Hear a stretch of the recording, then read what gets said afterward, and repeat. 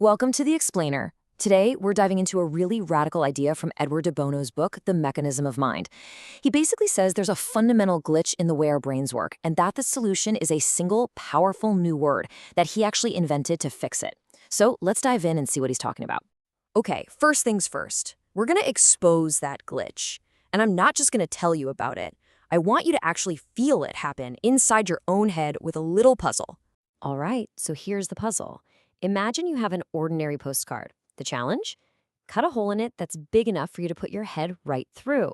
Now, there's only one rule. The postcard has to stay as one single, continuous loop. No tape, no tricks. So how would you do it? Now, if you're like most of us, your brain almost immediately jumps to one pattern, right? Cutting a spiral. But if you actually try it, you'll find out pretty quickly that, nope, it doesn't work. You just get a long strip, not a big loop. This right here is that mental glitch in action. Our brain defaults to the most obvious pattern, and then it gets stuck, even when that pattern is totally wrong. See, the real solution, the clever part, is that it forces you to completely break that initial pattern. You fold the postcard in half and make a series of alternating cuts from the fold, almost like you're making one of those paper lanterns. When you open it up, you've got this huge, flexible loop. So the big insight here isn't about how to cut a better hole. It's about totally rethinking the problem itself to create a very long strip. This puzzle just perfectly shows how our minds get stuck in these patterns and why we need a way to break free. So why does our mind get stuck like that? Well, this is where de Bono's core model of the brain comes in, and it's a pretty surprising answer. He argues our mind isn't like a computer at all. It's something much more passive, and frankly, a lot stranger. De Bono calls this the special memory surface. Now, the key idea here, and this is a big one, is that the mind is a passive system. It's not actively processing information like a computer. Instead, the information organizes itself. Imagine a landscape, right? And your experiences are like rain falling on it. Over time, that rain carves out its own channels, its own rivers, all without anyone or anything directing it.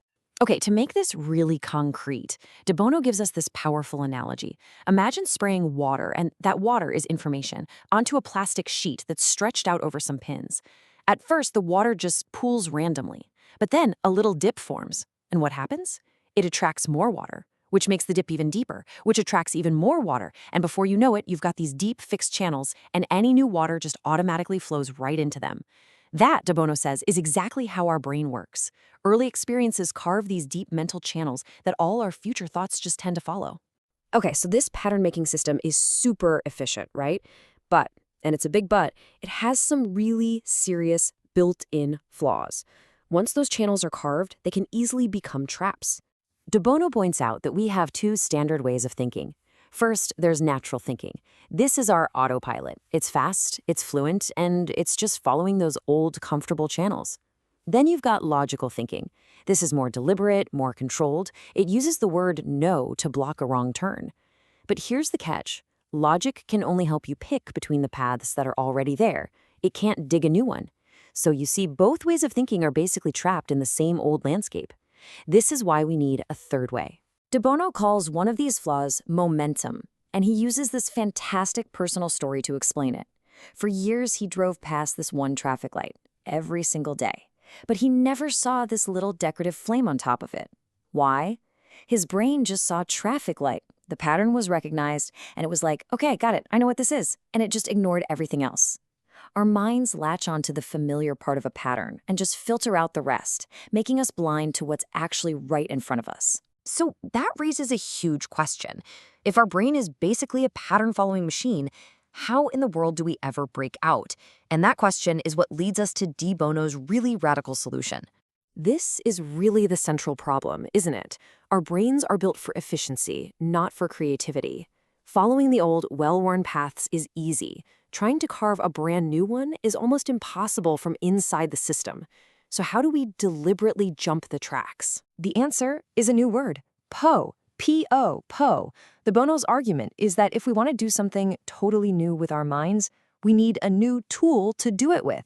And PO isn't a word that just describes something. No, it's a functional word. Think of it like a piece of mental software, invented on purpose to do a job that no other word in any language can do. So what's its function? What does it do? Well, PO is a tool for what de Bono calls lateral thinking.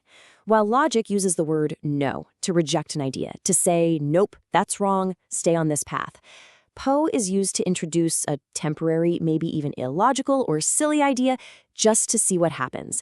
Its entire reason for existing is to shake things up, to disrupt our normal thinking patterns, and provoke a whole new arrangement of information.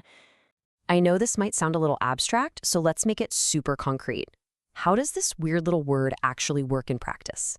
Poe basically has two main jobs. The first is provocation. This is where you use Poe to throw out an idea you know is wrong or kind of ridiculous, just using it as a stepping stone to get somewhere new.